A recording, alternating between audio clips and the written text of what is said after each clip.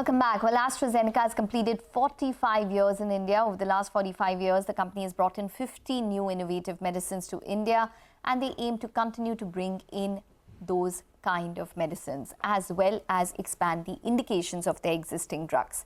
I caught up with Dr. Sanjeev Panchal, who's the country president and MD of AstraZeneca India, to talk about their 45-year journey and the way forward. Listen in to this particular exclusive conversation.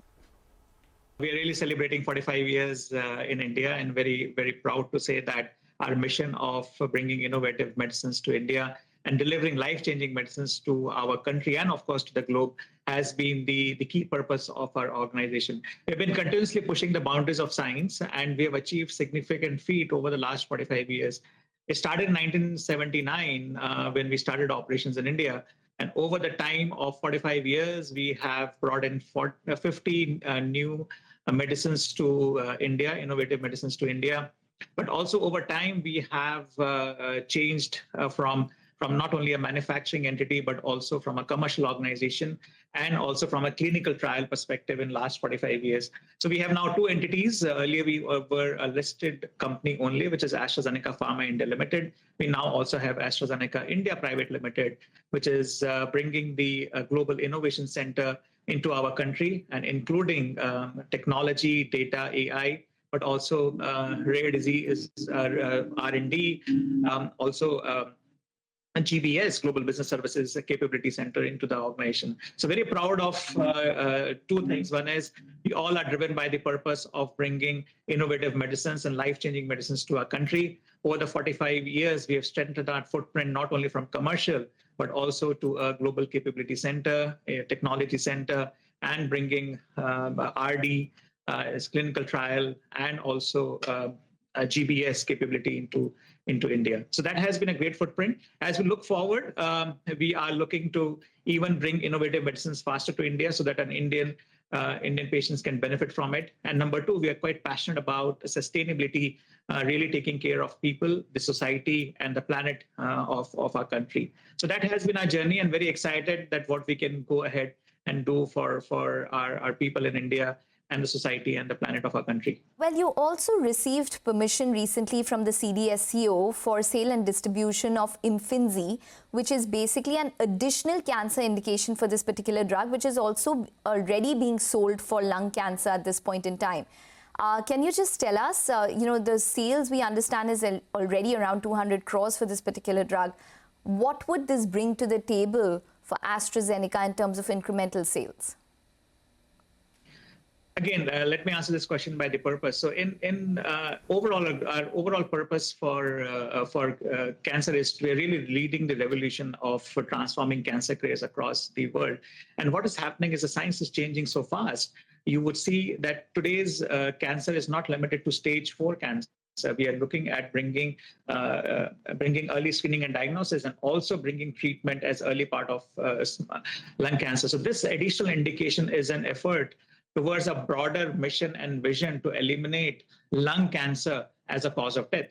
Now, this additional indication is for non-small cell lung cancer, who with this study which we got approval for was an AGN study. This gives an additional improvement and transform patient outcome for the patients. So it's already sitting in a form of a cancer, but this additional indication further broadens our therapy and outcomes for patient in a different form of cancer, which is non-small cell lung cancer for the patients. AstraZeneca has done well. In the previous fiscal, you did revenue growth of around 29%. In the quarter gone by, your revenue growth was around 31%, but your margins were lower at around 10%.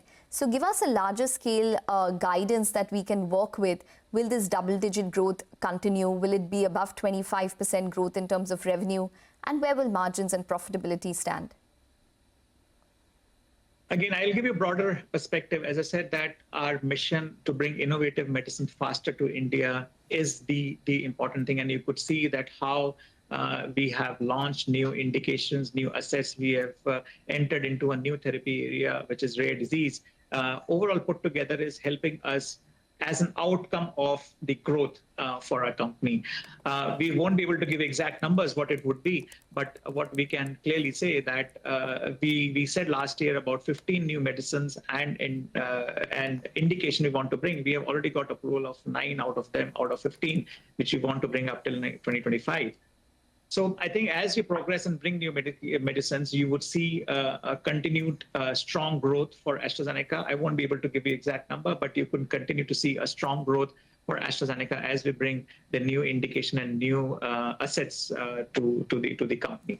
You're planning to exit your manufacturing site in Bengaluru. What is the status behind that? And would that be the only non-core asset that you would look to probably exit? As we're very clear that we want to be a specialist organization, a specialist disease area organization. So we are present in cancer, which is oncology, rare disease. We are in respiratory, we are in biopharmaceutical. Our overall strategy is to become a more specialist-led organization and improve access for our medications, both in bringing drugs and early assets. So the factory is also a global manufacturing strategic review, which has happened.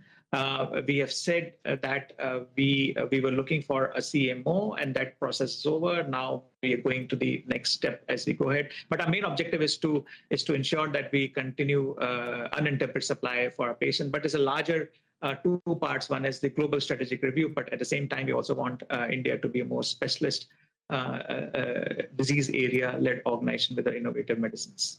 Just a quick last question, Mr. Panchal. You all recently partnered with Mankind Pharma for asthma treatments in India.